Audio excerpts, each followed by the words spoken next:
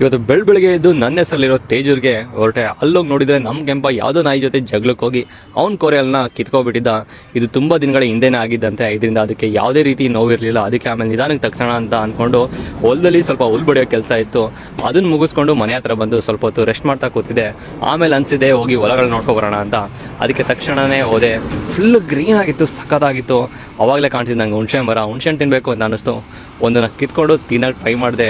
ಸಖತ್ತು ಉಳಿದು ತಿನ್ನೋಕ್ಕೆ ಆಗಲಿಲ್ಲ. ಆಮೇಲೆ ಅಲ್ಲಿ ಕೆರೆ ಹತ್ರ ನೋಡಿದಾಗ ತುಂಬ ಜನ ಸೇರಿದ್ರು. ಅಯ್ಯೋ ಏನಾಗಿದೆ ಅಂತ ನೋಡೋಕೆ ಹೋದೆ. ಅವಾಗಲೇ ಗೊತ್ತಾಗಿದ್ದು ಇವತ್ತು ಈ ಕೆರೆಯಲ್ಲಿ ಮೀನು ಹಿಡಿಯೋಕೆ ಅಂತ ಇಷ್ಟೊಂದು ಜನ ಸುತ್ತಮುತ್ತ ಊರಿಂದ ಕೂಳಿನ ಎತ್ಕೊಂಡ್ಬಂದಿದ್ರು. ಆದರೆ ಕೆರೆ ಓನರ್ ಮಾತ್ರ ಒಂದು ಕೂಳಿಗೆ 500 ರೂಪಾಯಿ ಹೇಳ್ತಿದ್ರು. ಕೂಳಿ ಅಂದರೆ ಏನಂತ